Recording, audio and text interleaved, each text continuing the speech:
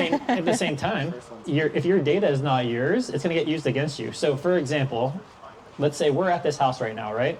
The owner of this house rented this out, to Alpha Time for the month.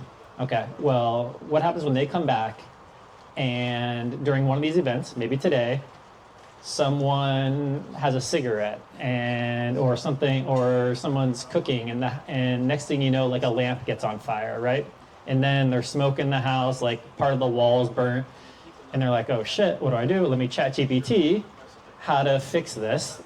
And now that data is in the system.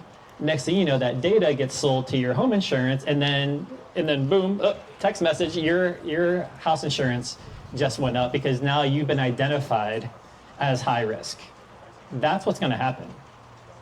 And so that's why owning your data and having it encrypted, like the same thing with medical, same thing with your car.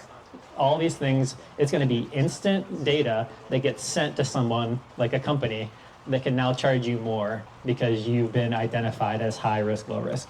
So like Ken was saying with house insurance, you start talking to ChatGPT about what's this thing on my toe or something like that, I don't know, or your fingernail, and you start asking detailed questions, and rather than going to WebMD, it now can identify, and now it will sell you ads like, hey, here's this great wart remover, and you're like, what?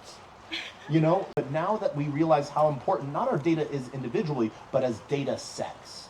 And so that's where like because it becomes, this isn't a tinfoil hat thing, because this is where we really sort of see it. And so enough people will read that thinking that it is, or what we're really seeing, enough agents read it and then disseminate it to their humans, which now people are like, my agent just told me this. It must be real. And this is where we see the provenance of data becoming a really cool thing. And this is where one of the really awesome parts of owning your own data via like Manifest, owning your agent via Morpheus, owning the transaction layer, the communication layer via Wire, via all of the people that are building in this room today really freaking stand out.